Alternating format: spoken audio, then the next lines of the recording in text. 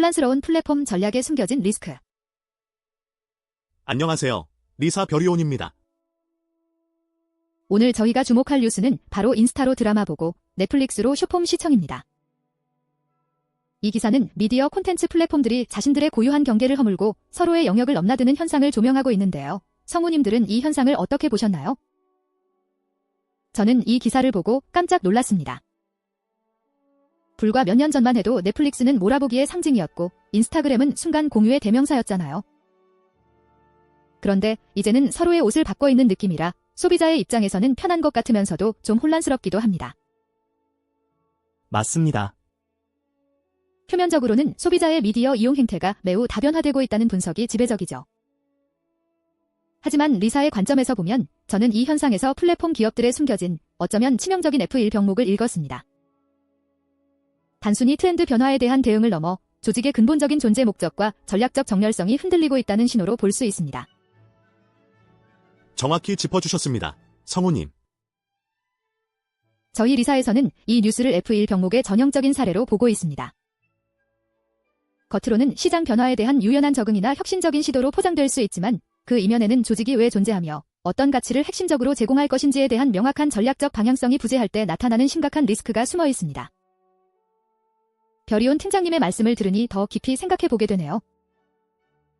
방향 상실형이라. 글로벌 대기업들이 과연 자신들의 핵심 방향을 잃었을까요? 저는 오히려 다양한 콘텐츠를 시도하며 시장의 파이를 키우려는 노력으로 보이기도 합니다. 물론 시도 자체가 나쁜 것은 아닙니다. 하지만 ISO 심사원 관점에서 중요한 것은 그 시도가 조직의 핵심 역량과 존재 목적에 부합하는가, 그리고 장기적인 전략과 일관되게 정렬되어 있는가입니다. 넷플릭스는 오리지널 장편 콘텐츠, 인스타그램은 시각적 쇼폼 커뮤니티라는 각자의 명확한 아이덴티티가 있었습니다. 그런데 이제는 서로를 닮아가면서 우리가 진짜 잘하는 것은 무엇이고 무엇으로 고객에게 유일한 가치를 줄 것인가 라는 질문에 답하기 어려워지는 거죠. 맞습니다. 벤치마킹을 넘어선 무분별한 모방은 결국 핵심 없는 확장으로 이어집니다. 이는 마치 특정 분야에서 뛰어난 실력을 가진 전문가가 갑자기 다른 모든 분야를 섭렵하겠다고 나서면서 본업의 전문성을 잃는 것과 같습니다. 자칫하면 어느 것 하나 제대로 하지 못하고 브랜드 가치만 희석될 수 있습니다. 그렇게 생각하니 섬뜩하네요. 단기적인 트래픽이나 유저 유입에만 몰두하다가 장기적으로는 자신들만의 고유한 색깔과 경쟁력을 잃어버릴 수도 있다는 거군요. 정확합니다. 이게 바로 F1 병목의 치명적인 결과입니다. 단기적인 KPI 달성에만 매몰되어 거시적인 전략적 방향을 놓치게 되면 결국 조직은 표류하게 됩니다. 마치 망망대해에서 나침반 없이 유조선이 움직이는 것과 같습니다. 연료는 계속 소모되지만 목적지에 도달할 수 없죠.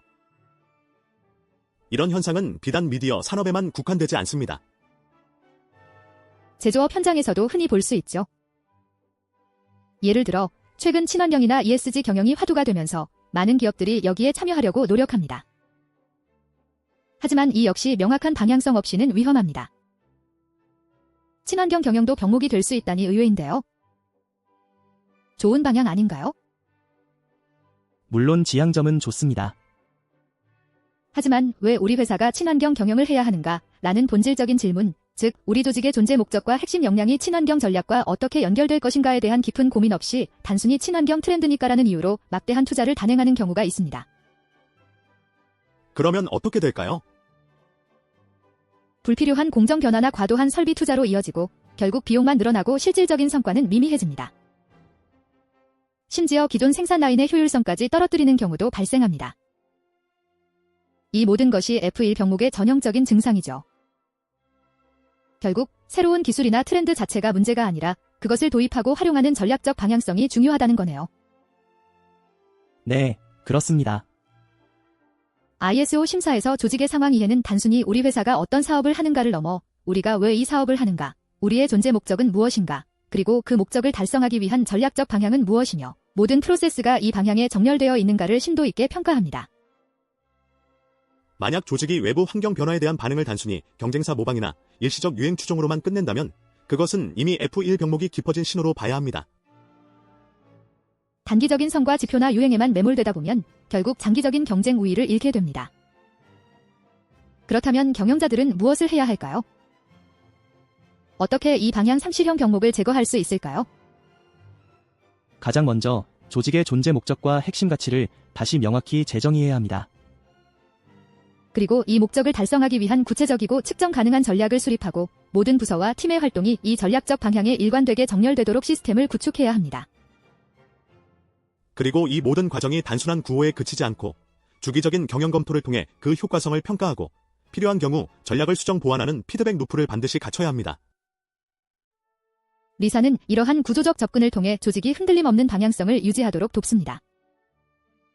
결국 좋은 회사는 사람이 아니라 구조가 일한다는 리사의 철학이 이 F1 병목에서도 여실히 드러나는군요.